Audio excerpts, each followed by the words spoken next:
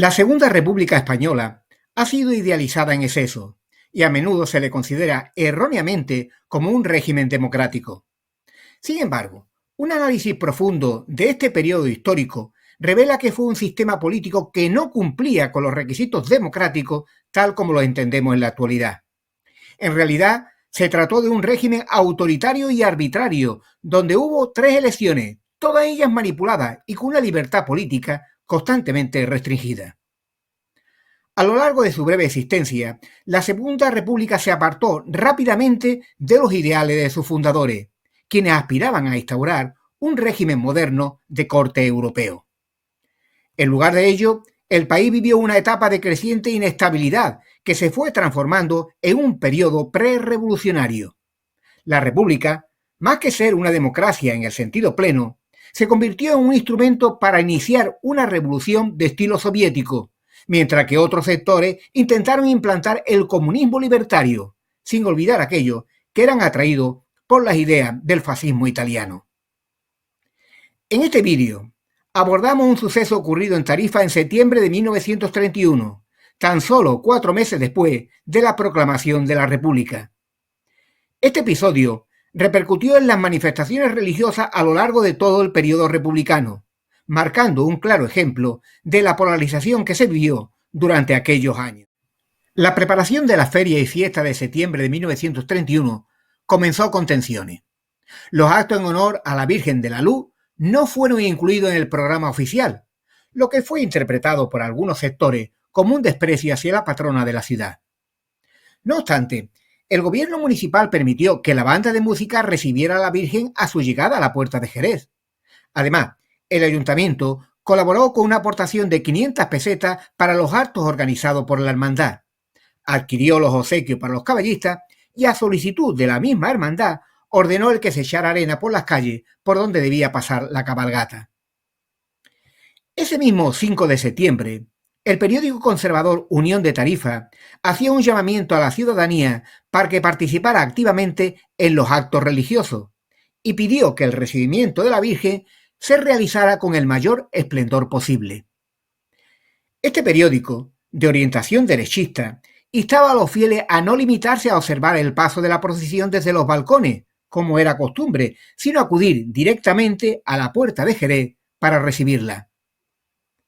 Los actos en honor a la Virgen de la Luz seguían el mismo esquema que en la actualidad. Comenzaban con su entrada acompañada por la cabalgata agrícola y tenían como actos principales la procesión y la consagración del pueblo. A las 4 de la tarde de aquel día 5 de septiembre de 1931, la imagen de la Virgen partió desde su santuario acompañada por un reducido número de caballistas, apenas unos 40. En esa época, la Virgen no era acompañada masivamente por los vecinos durante todo el trayecto. Solo una docena de personas recorrieron con ella la distancia completa, aunque algunos fieles se fueron sumando conforme se acercaba al núcleo urbano. Al llegar la cabalgata a la huerta de Trimiño, comenzó a congregarse el público, hasta llenar completamente la calle Batalla del Salado. Tal como estaba previsto, el clero y la hermandad recibieron a la Virgen a la entrada del barrio afuera. Dado el carácter marcadamente antirreligioso del nuevo gobierno republicano, las autoridades municipales no participaron oficialmente en el acto. Sin embargo, cabe destacar que a título personal, el alcalde accidental, Antonio Barrio Delgado, quien años más tarde sería hermano mayor, estuvo presente en la Puerta de Jerez para recibir a la patrona. Al aproximarse la comitiva a la ciudad, numerosos fieles comenzaron a vitorear a la Virgen. Al llegar a la calle de la Luz, se hizo perceptible un ambiente de tensión. Los vítores crecían en intensidad y se produjo un momento de especial inquietud cuando varios elementos radicales pasaron junto al círculo mercantil, lugar de reunión de los republicanos locales. La tensión estalló cuando la Virgen se encontraba a escasos metros del templo de San Mateo. Un guardia municipal, identificado con postura socialista y republicana, reaccionó ante lo que consideraba una utilización política de la manifestación religiosa por parte de algunos exaltados. Según los testimonios, el agente profirió gritos que, impropios de su cargo, fueron percibidos por la multitud como blasfemos y ofensivos hacia la patrona. La reacción fue inmediata. Un gran bullicio se apoderó del público que llenaba la calzada. La hermandad, ante la situación, decidió apresurar la entrada de la imagen en la iglesia sin esperar el tradicional desfile de caballistas. Inmediatamente circularon todo tipo de versiones sobre lo ocurrido. Algunos afirmaban que el guardia había arrojado un vaso a la Virgen, otros decían que había desenvainado el sable, proferido insultos, lanzado una piedra o incluso gritado vivas a la República.